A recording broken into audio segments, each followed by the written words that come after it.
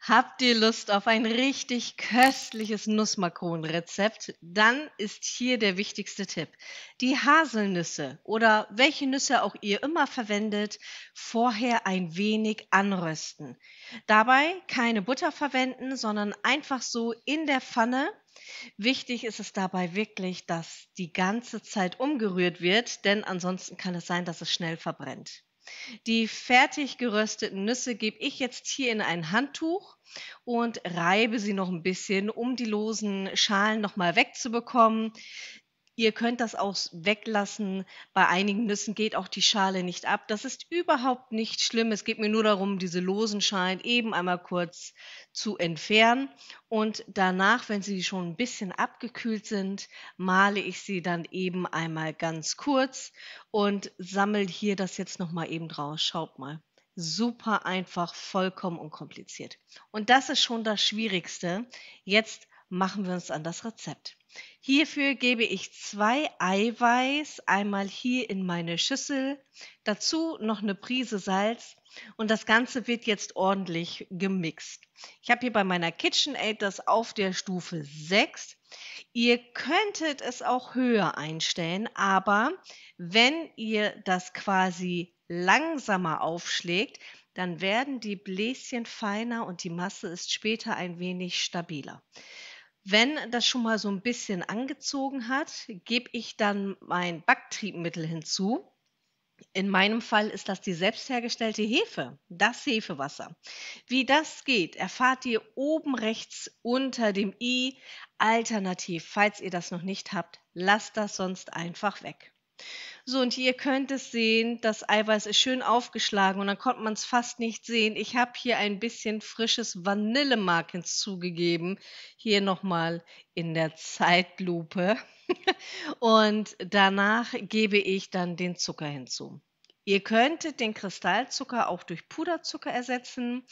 Und was aber ganz wichtig ist, ist Folgendes. Wenn ihr die Plätzchen nicht so süß haben wollt, dann nehmt ihr nicht die Menge aus der Beschreibung, die ihr unten findet oder auch zum Schluss, was nochmal eingeblendet wird, wo ihr euch einen Screenshot machen könnt, sondern ihr nehmt circa 30 bis 50 Gramm weniger.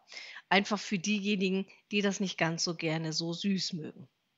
So, ich lasse jetzt den Zucker schrittweise ein bisschen einrieseln. Dabei lasse ich die Küchenmaschine weiter mixen. So, und ihr könnt sehen, es ist ein ganz wundervolles Baiser entstanden. Ich zeige euch das gleich auch noch mal. So, hier. Richtig schön fest geworden. Und da gebe ich jetzt die gemahlenen Nüsse hinzu, weil die noch ein bisschen warm waren, kleben die noch so ein bisschen. Und die Nussmasse hebt ihr dann jetzt einfach unter das Baiser. Also, super einfache Plätzchen, ganz schnell gemacht, keine Wartezeiten. Das kann ich euch wirklich empfehlen, wenn es mal ganz schnell gehen muss. Vorsichtig unterheben.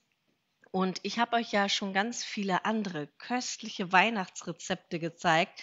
Schaut sonst noch mal ganz zum Schluss in der Playlist, da habe ich sie noch mal für euch.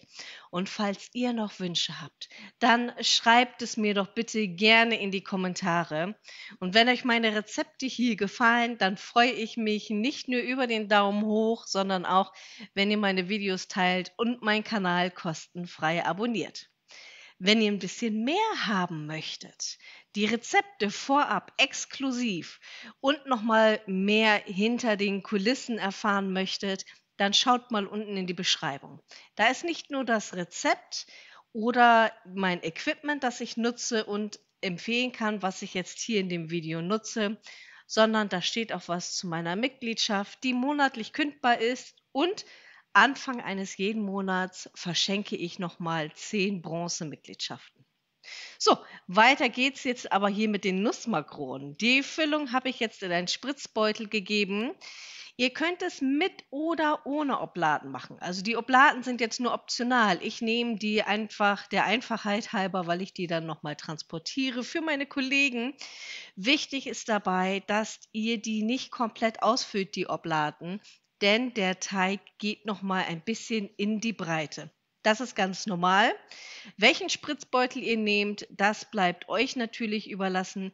Ihr könntet es auch zum Beispiel mit einem Eisportionierer drauf drapieren. Ich finde es aber tatsächlich mit dem Spritzbeutel viel einfacher. Ich habe jetzt die 50 Millimeter genommen von der Breite her. Ihr könnt auch größere oder kleinere verwenden. So, guckt mal, ist das nicht ein schönes Muster? Das Tolle hier dran ist, dass die gleich nicht richtig gebacken werden, sondern wir werden sie ganz schonend und sanft einfach trocknen. Bei 120 Grad Ober- und Unterhitze gehen sie dann in den Backofen. Insgesamt habe ich bei den 50 Millimeter Oblaten 28 Stück rausbekommen und ich habe sie in meinem Mini-Backofen von Stillstern gebacken. Da passten fast alle auf ein Backblech. Ich habe dann einfach noch mal ein zweites da drunter geschoben. Das hat super geklappt. Dann habe ich jetzt hier noch mal frische Haselnüsse, die sind nicht angeröstet, könnt ihr aber natürlich auch noch mal gerne machen. Und da gebe ich jeweils eine Nuss einmal in die Mitte. Selbstverständlich könnt ihr da variieren. Vielleicht habt ihr noch Walnüsse da oder leckere Mandeln. Auch bei der Nussmischung seid ihr ganz variabel. Das heißt, vielleicht habt ihr ja von eurer Weihnachtsbäckerei noch Reste. Dann könnt ihr die damit wirklich optimal verwerten. Ich finde, die sind richtig lecker und zu Hause bei uns kamen sie sehr gut an.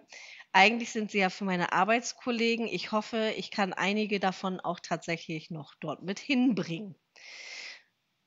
Wenn ihr Fragen habt oder irgendwas ist unklar, lasst es mich bitte gerne in den Kommentaren wissen.